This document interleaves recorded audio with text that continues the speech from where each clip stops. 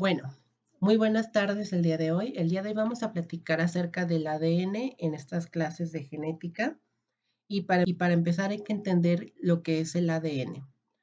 Bueno, ya hablamos en clases anteriores sobre la historia de la genética, qué es la genética y pues la genética, como ya se mencionó, es la ciencia que estudia la transmisión de genes de una generación a la siguiente. Para esto, debemos recordar que un gen es una sección específica que está en el ADN. Pero en sí, ¿qué es el ADN? El ADN es un ácido nucleico que contiene las instrucciones genéticas usadas para el desarrollo y funcionamiento de todos los seres vivos. Y en este caso es como un instructivo que le va a decir a todos los seres vivos, a las células de cada ser vivo, cómo deben de funcionar, qué es lo que deben de secretar, ante qué estímulos deben de reaccionar, en general cómo va a lucir ese organismo, etcétera, cómo se va a adaptar, ante qué va a ser resistente, ante qué no. También inclusive va a tener en su estructura o en este caso en su información las posibles enfermedades que va a desarrollar el organismo a lo largo de de todo su ciclo de vida. Básicamente, el ADN es el responsable de que se transmitan, pues, los genes. Y esto ocurre de una forma muy curiosa y muy específica. De hecho, ya se tiene un dogma, que en general un dogma es como una ley que es inamovible, pero finalmente, como en todo, en medicina y en biología, nada es inamovible, todo tiene excepciones. Y las vamos a platicar más adelante. En general, el ADN es un lugar de almacenamiento a largo plazo que va a constituir también como el molde para que se puedan crear las proteínas, en este caso de los organismos, a través del ARN. Pero vamos a ir por pasos. Por lo pronto hay que entender que el ADN es como un instructivo, es un material, un ácido nucleico que tiene todas las instrucciones de cómo va a funcionar un organismo, de qué enfermedades va a tener ese organismo, a qué va a ser susceptible, a qué va a ser resistente, etcétera. ¿Cómo está conformado bioquímicamente el ADN? El ADN está conformado por nucleótidos. Esa es vamos a decir que es el ladrillo, es la parte más básica de este ácido nucleico. Y un nucleótido se va a conformar siempre por una base nitrogenada, que puede ser cualquiera de estas que estamos viendo, adenina, timina, citosina o guanina, cualquiera de esas cuatro, un azúcar o una pentosa de 5 carbonos, que va a ser la desoxirribosa fosfato, y como su nombre aquí lo dice, por un grupo fosfato. Estos tres elementos conforman un nucleótido y es lo que va a darle cada estructura, cada ladrillito para conformar en lo que es el ADN. Ahora, hay que observar en la estructura bioquímica que el ADN posee dos cadenas que van en direcciones contrarias, de 5 a 3' y de regreso de 5 a 3', pero hacia el lado contrario. Es decir, es como si estuviéramos en una carretera, un carril va hacia un lado y el otro carril viene pues de regreso. Entonces, así es como se conforma el ADN, tiene unas hebras antiparalelas. Aquí también lo que vamos a observar en este caso es que cada base nitrogenada va a unirse a una pareja específica. Esto quiere decir que, por ejemplo, la adenina solamente va a unirse y solamente debe unirse con la timina. ¿Cómo se unen? A través de puentes de hidrógeno, que son estos que estamos viendo pues en este momento aquí. La citosina solamente va a unirse con la guanina y la guanina únicamente puede unirse con la citosina. No hay otra forma de combinación, no se pueden unir, por ejemplo, guanina con timina, porque eso ya sería una mutación, ya sería algo anómalo, eso no es normal. Lo normal y lo únicamente aceptable es que la adenina se una con timina y viceversa, y la guanina con la citosina y viceversa. Nada más podemos tener ese tipo de uniones. Y estas uniones van a ser a través de puentes de hidrógeno. En general, todo el ADN va a estar conformado por secciones y van a codificar proteínas. Sin embargo, el 98% del ADN humano no codifica para una proteína y normalmente en algunos libros se le llama ADN basura. Pero no es que esté ahí de basura o de estar ahí de acumulado, simplemente que tiene una función reguladora, de amortiguar, tiene una función para proteger en este caso los genes, tiene también una función en este caso para evitar si hay una mutación, pues que se dé, por ejemplo, en ciertas secciones que no van a codificar un gen, y esto ayuda a proteger básicamente la información que contiene el ADN. Hay otras especies que tienen, por ejemplo, cantidades de ADN superiores a las que tiene el humano. El ser humano, genéticamente hablando, no es la especie más compleja, ya que solamente posee de 20.000 a 25.000 genes. Y tenemos especies como el ajolote que puede llegar a tener hasta 60.000, 50.000 genes. Entonces, tenemos especies genéticamente más complejas. Por ejemplo, parte de esos genes en el ajolote le ayudan también a la regeneración, cosa que pues obviamente en los humanos, si te cortan un brazo, pues no te sale otra vez. Entonces, eso es algo muy importante de saber que el humano no es la especie más compleja, al menos genéticamente hablando. Hay secciones del ADN, como les dije, que no codifican para proteínas y que al contrario van a estar protegiendo secciones que sí lo van a hacer. Estas secciones que no codifican se llaman generalmente exones. Los exones son como pequeñas secciones de material que están entre los genes, por así decirlo, y cuando se va a codificar una proteína o se va a formar una proteína, se deben deshacer estos exones, es decir, se deben eliminar para que las partes que sí codifican, que sí se pueden leer, que se llaman intrones, pues puedan formar correctamente la proteína. Pero esto ya lo veremos más adelante en el tema de traducción. Ahora, el ADN generalmente mide unos 2 metros aproximadamente. Si lo pudiéramos sacar de una célula y extenderlo, podríamos ver que mide aproximadamente unos 2 metros. Para muchas personas esto sería algo pues corto, pero si tenemos en cuenta que una célula es microscópica y que todos esos 2 metros tienen que caber en el núcleo de una célula microscópica, pues sí es una cantidad relativamente larga, o sea, sí es muy, muy largo. Pero ¿cómo se hace o cómo es posible que estos 2 metros de ADN quepan en algo microscópico? El ADN puede formar o puede tomar diferentes formas. Antes de hablar de ellas, hay que recordar, o les adelanto, que tenemos otros materiales genéticos similares al ADN, como es el ARN. Hay ciertas diferencias en su estructura. Por ejemplo, el ARN es muy corto, solamente es por secciones. Hay diferentes tipos, como el de transferencia, el ribosomal, el de interferencia y también el mensajero. El ARN se encuentra tanto en el núcleo como puede estar también en el citoplasma y el ADN únicamente, al menos en mamíferos y en humanos, se va a encontrar en el núcleo de las células y en las mitocondrias, porque tenemos dos tipos de ADN, el ADN nuclear, que es el que nos heredan tanto el padre y la madre, la mitad y la mitad, y tenemos el ADN mitocondrial que únicamente nos lo hereda la madre. Es decir, el ADN que tenemos en nuestra mitocondria es exactamente igual al que tiene nuestra madre, al que tienen nuestras hermanas, etc. Es de origen materno. Bueno, les mencionaba que los precursores del ADN pues son los nucleótidos. Los nucleótidos son los ácidos nucleicos, bueno, son ladrillos de los ácidos nucleicos. Y aquí podemos saber que se van a dividir también en purinas y pirimidinas. Esto para las bases nitrogenadas. Van a contribuir a la síntesis de proteínas y van a regular también inclusive ciertas rutas metabólicas cuando se les quita, por ejemplo, el grupo fosfato.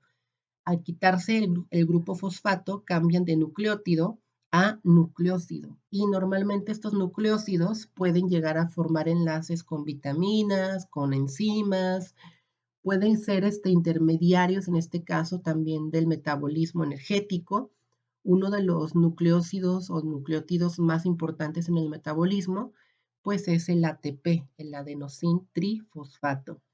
Entonces, son compuestos químicos que ya tienen otra función aparte de formar los ladrillos del ADN, pero pues eso no se va a ver ahorita en este tema.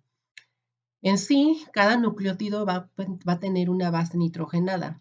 Las bases nitrogenadas son estructuras químicas que tienen forma cíclica, ya que tienen un anillo bencénico, como se puede ver aquí en la imagen, son cíclicas, son redondas. Bueno, no redondas exactamente, pero sí, son cíclicas. Se van a dividir en purinas o en púricas y en bases pirimídicas. Las bases púricas, su característica es que tienen dos anillos y las bases pirimídicas solamente tienen uno. Tenemos en las púricas a la adenina y la guanina, y en las pirimídicas la citosina, la timina y una tercera base que es el uracilo. El uracilo no se encuentra en el ADN. El uracilo se encuentra únicamente en el ARN. Esta base se va a intercambiar con la timina, es decir, en lugar de que haya timina en ARN, va a encontrarse uracilo. Y ahorita les voy a poner como una imagen para que lo entiendan. Recuerden que la unión de estas bases únicamente se puede dar de adenina con timina y guanina con citosina en el caso del ADN. En el caso del ARN se da exactamente la misma unión, pero en lugar de que la adenina se una con la timina, la adenina se va a unir con el uracilo. Y no me voy a adelantar porque también aquí hay una diferencia. Bueno, nuevamente, adenina se encuentra presente en ADN y ARN. Guanina está también presente en ADN y en ARN. Citosina también está presente en ADN y en ARN. Timina únicamente es del ADN y uracilo únicamente del ARN. De esta manera se termina de distribuir las bases. Las bases nitrogenadas son que contienen básicamente la información genética y después se van a leer usando un código exclusivo, pero eso también ya lo vemos más adelante en traducción. Bueno, el ADN en general, volviendo al tema principal que es este ácido nucleico, puede tener diferentes formas. Generalmente la forma que como todos conocemos es una forma de hélice, pero esta hélice va a tener tres tipos diferentes. La forma no codificante, que es una hélice A, es decir, esta hélice no va a poder codificar o formar ningún tipo de gen, bueno, más bien no va a poder formar ningún tipo de proteína y es una hélice que va a tener un giro hacia la derecha. La doble hélice B, que es la normal para nosotros, va a tener un giro hacia la derecha en una vuelta perpendicular. Y este es el ADN que podemos, digamos, leer, que pues va a tener la síntesis de proteínas, que va a poder realizar la producción de proteínas, la transmisión genética. ¿Cuál es la diferencia entre la A y la B? Bueno, al parecer no hay diferencia porque pues, los dos giran hacia la derecha, pero no, sí la hay. La diferencia básicamente es que la hélice A tiene una inclinación un poco más diagonal, por así decirlo, y la hélice B, su inclinación o sus vueltas son un poquito más perpendiculares, es decir, que está un poquito más abierta. Entonces, esa pequeña diferencia como de inclinaciones es lo que le da esa forma y esa parte codificante o no. Y tenemos una tercera forma que es la hélice Z, que va a girar hacia la izquierda y no es funcional para, en este caso, los seres vivos, pero está presente en algunos virus como los parvovirus. Hay una estructura terciaria y en esta estructura es donde se empieza como a empaquetar todos esos 2 metros de ADN para que puedan existir o caber en la célula microscópica. El ADN en esta forma va a enrollarse como si fuera un estambre, un listón, en lo que son unas proteínas llamadas histonas. En estas histonas, que normalmente son las proteínas que conforman los cromosomas, van a enrollar lo que es, como dije, como si fuera un estambre, todo lo que son las hélices de ADN. Finalmente, este enrollamiento es importante para que pueda caber en el núcleo. Y cuando esto ocurre, cuando se forman estas histonas, empiezan también a formarse los cromosomas. Tenemos una estructura cuaternaria, que es cuando ya una vez que está envuelto el ADN o enrollado el ADN como si fuera estambre en estas proteínas, cada una de estas proteínas con el ADN va a formar un conjunto que se llama solenoide.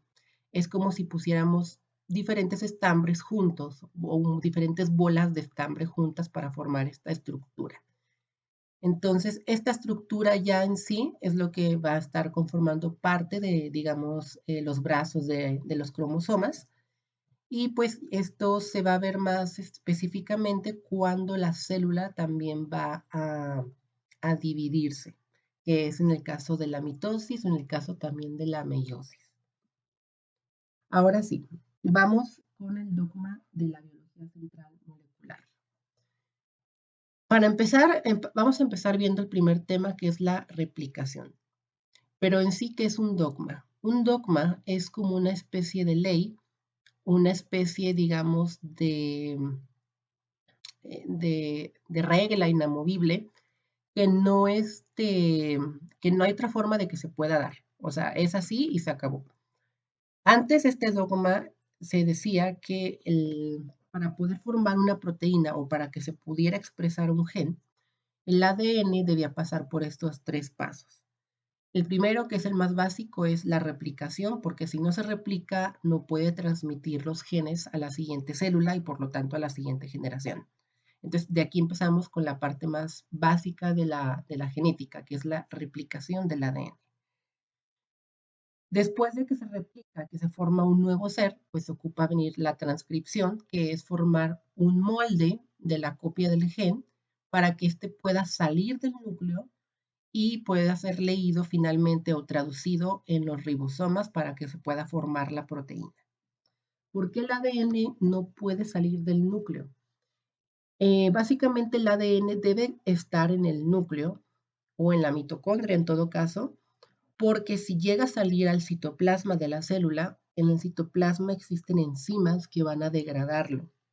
Y estas enzimas básicamente están ahí porque son como una especie de defensa en caso de que exista un ADN extraño, o en este caso pueden ser los de los virus, que también ya los virus tienen formas de evadir esas enzimas, pero generalmente por eso es que no debe salir el ADN del núcleo, porque si sale al citoplasma de la célula, las enzimas atacan y degradan el ADN y por lo tanto la célula pues se muere, ocurre una apoptosis o una necrosis dependiendo de cómo sea el proceso. Ahora, en este caso, por ejemplo, cuando ya tenemos el ADN en el núcleo, ok, vamos a empezar a ver que pues en algún momento la célula va a empezar a crecer. La célula, como todos es la unidad básica funcional de todo ser vivo y pues evidentemente también tiene un ciclo, es decir, desde que nace hasta que se muere por apoptosis. Durante este ciclo, pues la célula empieza a crecer y llega el momento en el que también tiene que pues dividirse o reproducirse. Cuando lo hace, tiene que formar una copia de ADN. Esto para que la célula hija que va a tener pues tenga exactamente el mismo material genético que ella. Esto hablando en el caso de la mitosis, que son de células somáticas. En el caso de la meiosis ocurre de forma diferente porque las células que se reproducen por meiosis solamente son los óvulos y los espermatozoides. Y estos no tienen el material genético exacto, de hecho ni siquiera tienen la misma cantidad, tienen la mitad de la cantidad original. Pero el resto de las células, como las de la piel, el hígado, las células como del cabello, bueno, de la raíz del cabello, estas células tienen la misma cantidad de ADN y el mismo ADN. Ahora, en sí este dogma fue creado por primera vez por Francis Crick en 1958, pero hoy en día ya se sabe que este dogma pues no es tal cual así. De hecho, ya antes de ser únicamente unidireccional, es decir, que iba en una sola dirección, es decir, de ADN se replica, se transcribe el ADN a ARN y luego el ARN se traduce a proteína. Antes se creía que únicamente podía ser de esta manera, unidireccional, hacia una sola dirección. Pero ahora se sabe que esto es diferente, que puede también existir regresos en este proceso. ¿Y por qué se dan estos regresos? Por algo que sale de nuestras manos en la cuestión biológica, en la cuestión de la vida, que son los virus y los priones. Los virus pues no son seres vivos porque no pueden reproducirse por sí mismos, no tienen las características que presentan los seres vivos, no pueden responder a estímulos, no pueden responder, son parásitos celulares de alguna forma y necesitan adueñarse de la maquinaria de la célula, de nuestras células, para poder formar más copias de estos virus, pero no pueden hacerlo por sí solos. Entonces, por eso no tienen, no están en la categoría de seres vivos. Se consideran entes biológicos porque pues tienen material genético y todo ente biológico tiene material genético, todo ser vivo tiene material genético, pero no están vivos. Y los priones tampoco son seres vivos, de hecho son proteínas, pero estas proteínas pueden replicarse o pueden inducir a que se formen proteínas similares a su forma. Entonces, también salen como de este dogma, porque antes generalmente pues, para formar una proteína tal cual, pues tendría que venir la información directamente desde el ADN. Pero no, los priones, a diferencia de otro tipo de agentes patógenos, pueden hacer que una proteína que tenga, digamos, la misma conformación que ella, o la misma cantidad de aminoácidos que ella, o en este caso que sea muy similar a ella, adopte la forma que este prión tiene. Y esto hace que se vuelva pues infuncional la proteína y que cause otro tipo de condiciones que se llaman encefalopatías espongiformes, que para las cuales pues no hay cura tal cual. Y un ejemplo de esto sería, por ejemplo, en veterinaria, la enfermedad de las vacas locas, el Scrappy, en humanos en la enfermedad de Kraussep-Jacobs, el Kuru, etc. Son enfermedades neurodegenerativas que finalmente causan la muerte en un lapso de 1 a 2 años, dependiendo de cuándo se manifiestan los síntomas. O sea, no hay cura para esto. Pero en este caso, ¿cómo inicia la replicación del ADN? Bueno, imaginemos que tenemos aquí una célula que está a punto de dividirse. Ahora, la replicación del ADN debe hacerse de forma unidireccional, es decir, en una sola dirección, pero siempre va a ser de forma antiparalela. Recuerden que el ADN tiene dos cadenas, una que va hacia un lado y la otra que viene de regreso, por así decirlo. Esto es importante porque hay que recordar que el ADN pues, es muy largo, es muy grande y la replicación debe hacerse lo más rápido posible. Entonces, hay secciones específicas del ADN, muchísimas secciones, donde se va a iniciar al mismo tiempo la replicación. ¿Y a qué me refiero con muchas secciones? Bueno, imaginemos que tenemos aquí el ADN y, por ejemplo, de aquí hacia acá es una sección donde inicia la replicación en esta dirección, de 5 a 3. Y, por ejemplo, de aquí hacia acá tenemos otra dirección, pero si se fijan ya es una hebra diferente, donde inicia también la replicación, pero ahora de 3 a 5. Y luego esta parte queda como en pausa, por así decirlo, y de aquí hacia acá tenemos otra sección donde inicia replicación en esta misma dirección, de 3 a 5, y aquí tenemos otra de 5 a 3, pero si fijan aquí esta parte queda sin replicar. Entonces, no es que se borre esa parte, al final sí termina uniéndose, pero lo que quiero llegar con esto es que finalmente el ADN tiene que tener muchos sitios donde se inicie la replicación para que pueda terminar más rápido. Muy bien. Vamos a ver en este caso ahora un video rápido de lo que es la replicación genética, bueno, en este caso del ADN. Aquí viene la cadena de ADN completa. En este momento, aquí si se fijan, está ya separada, están separadas las dos cadenas. Y aquí tenemos unas enzimas que van formando la cadena complementaria. Algo que tiene como característico la replicación del ADN, al menos en humanos y en mamíferos, es que va a ser semiconservativa.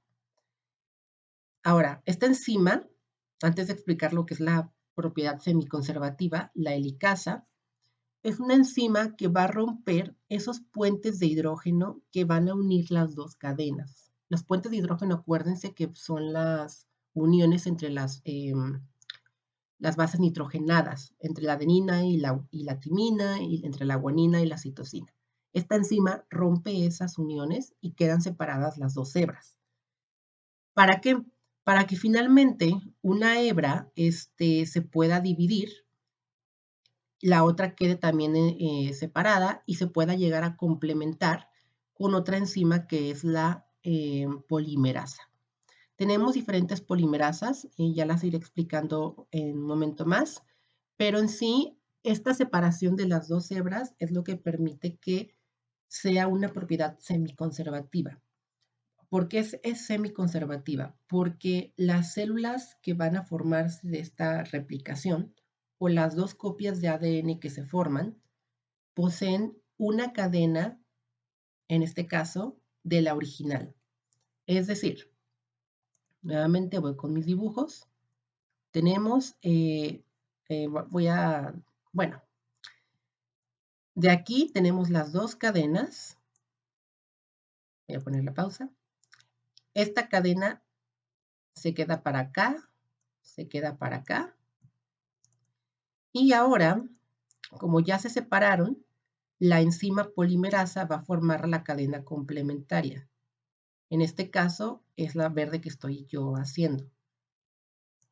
Si se fijan, esta cadena original, que era roja, la mitad se fue con una de las cadenas y la otra mitad se fue con otra de las cadenas. Por eso es semiconservativa, porque se conserva una de las cadenas originales.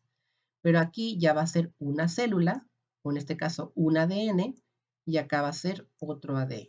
Son dos diferentes, que tienen la misma información genética que la original. Entonces, ese es el punto de la replicación. Ahora, en este caso, ¿qué es lo que continúa? Bueno, aquí ya se está formando lo que es la sección de ADN complementaria y vamos a ver qué es lo que va pasando finalmente en cada paso, en cada sección. Bueno, como mencionamos, el dogma central ya no es un dogma porque pues generalmente este dogma que fue creado por Francis Crick se rompió cuando se descubrieron los virus. Y antes de pasar a explicar paso por paso la replicación del ADN, voy a explicar en este caso la propuesta del dogma central de la biología molecular. De hecho, este dogma, antes de iniciar, es muy importante porque es la base también para crear ciertos tipos de vacunas. Por ejemplo, algunas vacunas que se usaron para el COVID-19 se usaban, por ejemplo, inyectando ARN. Y ustedes dirán, pues, ¿para qué me inyectan un material genético? Ah, pues porque el ARN es el que da la instrucción a los ribosomas para crear una proteína. Y en este caso, la vacuna tenía ARN de cierta proteína del virus, y cuando la célula creaba esta proteína del virus, pues el sistema inmune inmediatamente empezaba a crear anticuerpos para atacar o detectar esa proteína. Entonces, tal cual como no había virus, pues no había nada que atacar. Simplemente se creaban los anticuerpos por si en caso de que ya llegara el virus verdadero, pues ahora sí, detectaba la proteína que se creó en el virus y ahora sí atacaba directamente al virus. Entonces, esa es como la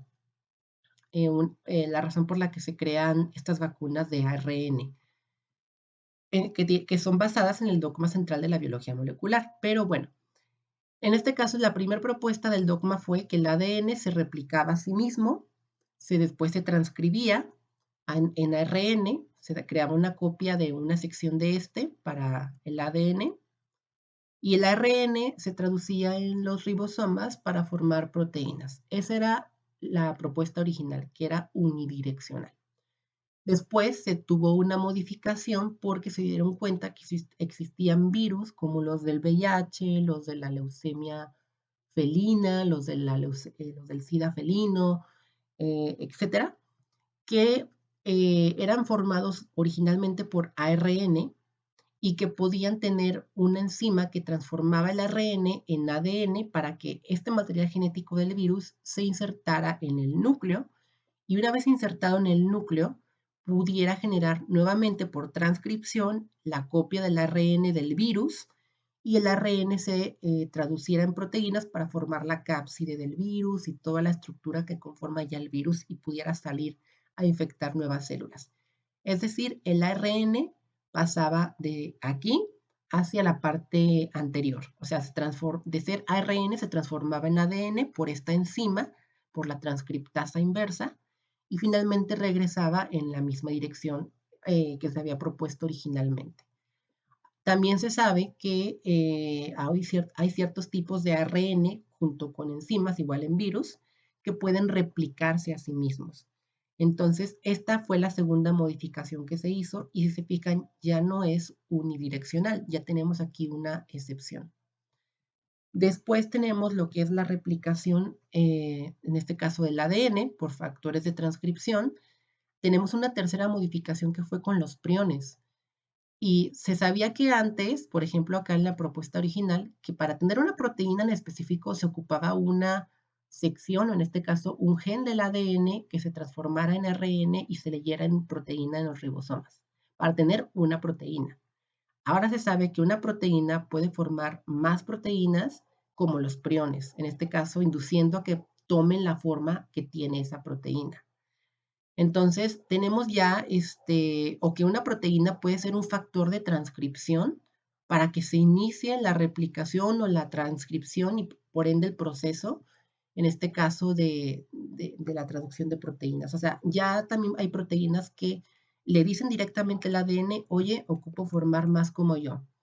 Entonces, ya también es una tercera excepción a esta regla. Si fijan, ya no es unidireccional, ya no es así de ordenado como se propuso en los 70s, ya se sabe ahora con los avances que no es así de fácil, que hay proteínas que sí pueden mandarle el ADN, que hay ARN que puede autorreplicarse y que puede convertirse también en ADN para volver a ser proteínas originalmente. Entonces, es como todo un caos ahí ese asunto del ARN y del ADN. Pero bueno, iniciemos con la replicación del DNA. El ADN necesita replicarse, como lo mencioné, para formar células hijas. En este caso, el proceso tiene las características de ser semiconservativo, es bidireccional, porque acuérdense que va en dos direcciones contrarias, de ida y de regreso, y es semidescontinua, es decir, que no va, digamos, parejita. Puede ser que inicie un segmento por aquí y se quede este huequito de repente solo y luego inicie otra vez por acá. Entonces, no es como continua. Ahora, este es un mecanismo para formar copias idénticas en células por mitosis. Se va a iniciar cuando llega una enzima que es la topoisomerasa. Esta enzima, vamos a decir que es como si fuera una plancha para el cabello, para alisar el cabello.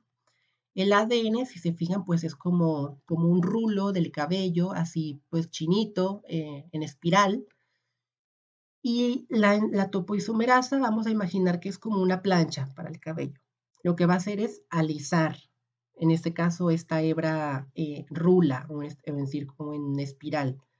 Una vez que alisa o relaja, que es básicamente el término correcto, llega la otra enzima que es la helicasa. Entonces, la topoisomerasa lo que hace es eh, relajar lo que es, o desenrollar también, lo que es el ADN, de pasar a estar en espiral, queda como completamente liso, o así como en escalerita, por así decirlo. Después llega la helicasa, y la helicasa en ciertas secciones, no en cualquier sección, de hecho son secciones llamadas ORIC-C, que se llaman origen de replicación. Aquí en estos orígenes o en estos ORIC-C llega la helicasa y empieza a romper lo que son los puentes de hidrógeno. Empieza a separar las dos hebras de ADN. Esto le va a permitir formar una horquilla, como se ve aquí en la imagen. La topoisomerasa va como relajando, va como planchando, mientras que la helicasa va abriendo lo que son las hebras. Finalmente, en esta sección, si no hay algo que, digamos, que mantenga separadas esas dos hebras, pues por la fuerza de atracción del puente de hidrógeno se van a volver a unir. Entonces, para que eso no ocurra, llegan unas proteínas específicas de estabilizadoras que van a evitar que estas uniones de los puentes de hidrógeno se unan de nuevo. ¿Esto para qué? Pues finalmente para que la hebra que se va a formar vaya a ser la nueva y no se vuelva a unir con la anterior. Entonces, repasamos. Se inicia con la relajación de la hebra, de pasar a ser una hebra chinita, o en este caso como en rulo, se plancha y queda como toda lisa gracias a la topoisomerasa, como queda como en esta parte como si fuera una escalera. Después llegan después llegan en ciertas zonas llamadas orígenes C o ORIC-C, que son los orígenes de replicación, y hay muchísimos, cientos, miles de orígenes de replicación en el ADN. En todas esas secciones llega lo que es la helicasa y empieza a romper los puentes de hidrógeno. ¿Para qué? Para que se forme la horquilla de replicación, como se está viendo aquí, y empiece a iniciarse la replicación del ADN. Para que no se vuelva a unir, se llegan unas proteínas específicas o estabilizadoras, que son las proteínas también SSB. Ese es el nombre de las proteínas estabilizadoras que evitan que también vuelva pues a unirse. Y hay otra enzima en este caso que es la girasa, que va a evitar que se vuelva como a enrollar, por así decirlo, que se vuelva a hacer como chinito el ADN, que se vuelva a hacer rulo. Entonces, bueno, esa sería como la iniciación. Relajar la hebra, abrirla, evitar que se vuelva a pegar y evitar que se vuelva a enrollar. Ese es el primer paso en general que va a ocurrir con estas enzimas, que es la topoisomerasa, con la helicasa y con las proteínas SSB. Muy bien. Estas proteínas SSB van a mantener abierta las hebras hasta que finalmente se formen por completo en las dos copias. Ahora, para iniciar la replicación o la formación de una nueva hebra, se va a ocupar una especie de molde. Este molde es un molde de ARN. A diferencia de lo que podríamos llegar a pensar, se necesita ARN para iniciar esta nueva formación de una hebra complementaria. ¿Por qué de ARN? Bueno, si fuera de ADN, básicamente se volvería a unir con la hebra, con el otro molde. Por eso es que se necesita ARN. El ARN, al tener, por ejemplo, uracilo, evita también que se vuelvan a unir las dos cadenas originales, o incluso la cadena que se está formando con la otra cadena que se está formando en la otra sección. Entonces, para eso es, para evitar que se vuelva a unir, pero solo es una sección pequeña. Este cebador se coloca en el origen de replicación y por complementariedad de bases, como lo dije, vamos a obtener aquí el ejemplo. Supongamos que aquí hay adenina, aquí hay guanina y aquí hay citosina.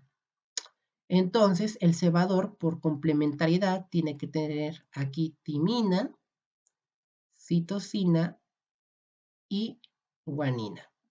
Debe ser complementario, o sea, no debe ser algo como al azar. De esta manera, por complementariedad de bases, es como se va a ir formando la cadena nueva en este caso. Ahora, estos fragmentos, digamos que se van formando de forma separada, porque se fijan, se formó aquí un fragmento con el molde, luego acá otro, y así. Son fragmentos que se conocen como fragmentos de Okazaki, que finalmente en algún punto van a terminar uniéndose para que ya quede la hebra completa. Pero hasta que eso no pase, pues van a hacer una replicación por fragmentos, por secciones. Ahora, después de que ya se unió el molde y de que se va a estar completamente relajada la hebra, como se ve aquí, ya está relajada. Tenemos aquí a los moldes, a las proteínas estabilizadoras que están evitando que se una. La helicasa ya rompió las uniones. Ahora sí empieza la formación de una nueva cadena. Para esto se va a ocupar una enzima que es la polimerasa o, o el ADN polimerasa. Hay tres tipos, pero generalmente la que empieza a formar la cadena nueva es la polimerasa 3. Esta enzima, la ADN polimerasa 3, empieza a formar la cadena complementaria o la nueva. Aquí, como les dije, por complementariedad de bases, si aquí hay, por ejemplo, citosina, la polimerasa 3 va a poner aquí, en este caso, guanina. Si aquí hay, en este caso, adenina, la polimerasa 3 aquí va a poner, en este caso, timina. Si aquí hay guanina, aquí va a poner citosina. Y así se va a ir hasta que complete la nueva cadena por complementariedad de bases.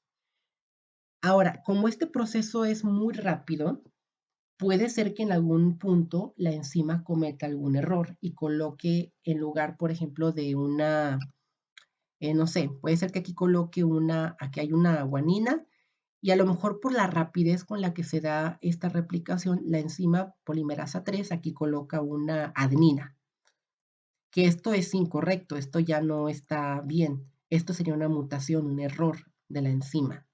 Para eso existe otra enzima que es la ADN polimerasa 2, que es una enzima que va como detrás de esta, corrigiendo esos pequeños o esos grandes errores.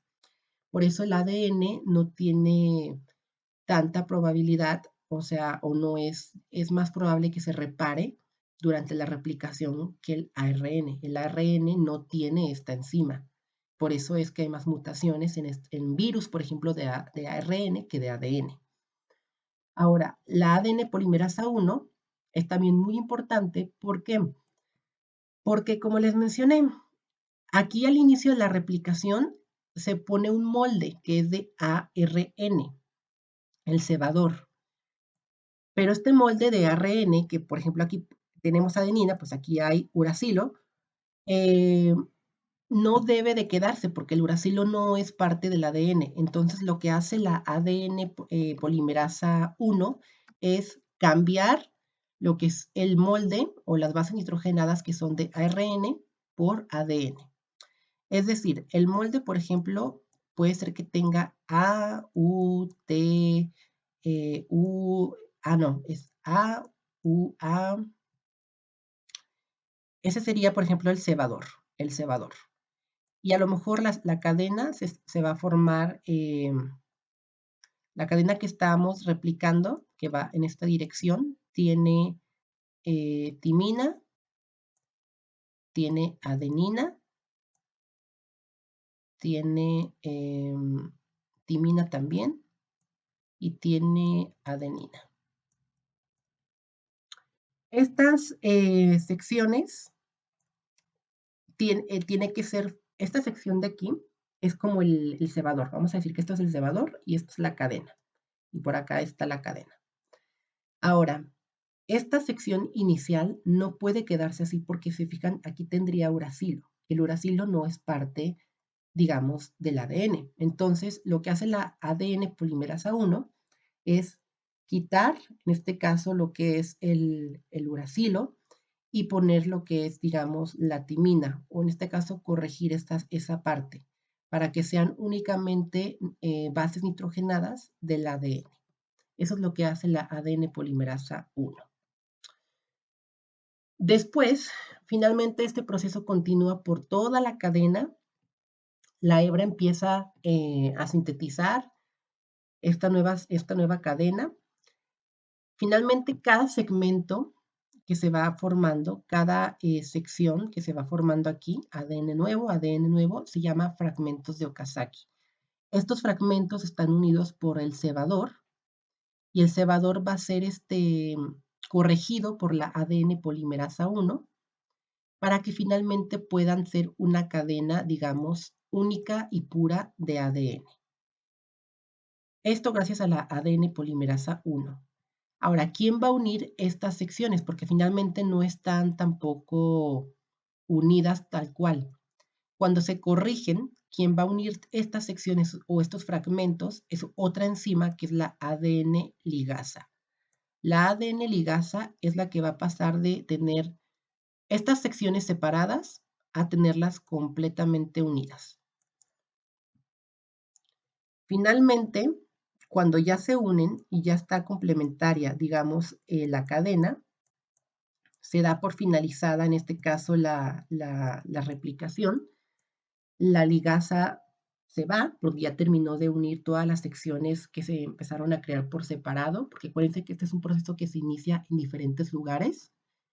Finalmente, este proceso se termina, la ligasa termina de unir todo, la topoisomerasa se va, se empieza a formar nuevamente el rulo y la ligasa también, digamos, se va para que ya no haya esa separación de los fragmentos.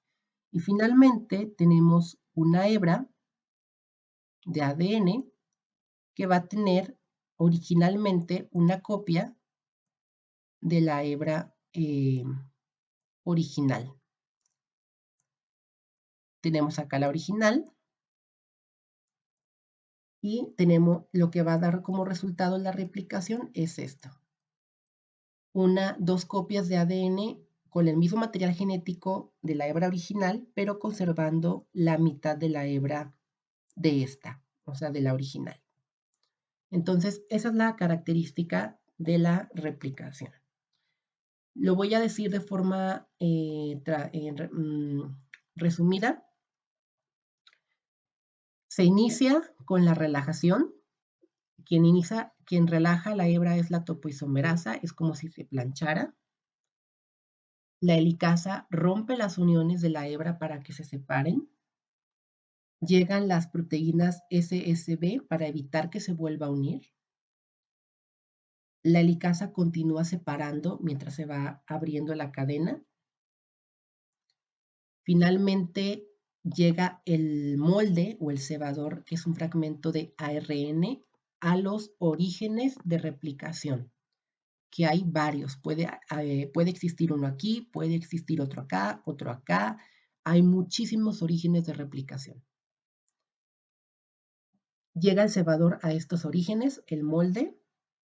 Finalmente, el molde llama a lo que es la polimerasa 3 y la polimerasa 3 empieza a formar de forma discontinua la cadena nueva, que sería esta de aquí, pero de forma parchada, por así decirlo, por secciones.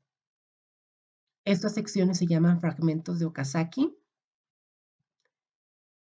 La polimerasa 2 va a corregir los errores que cometa la polimerasa 3 y la polimerasa 1, cuando termina de formarse estos fragmentos, va a corregir el cebador, lo va a transformar de ARN a ADN. Una vez que ya también es ADN puro lo que es el cebador, la ligasa va a unir los fragmentos de Okazaki y vamos a tener ya nuevamente una cadena nueva de ADN complementaria a la original.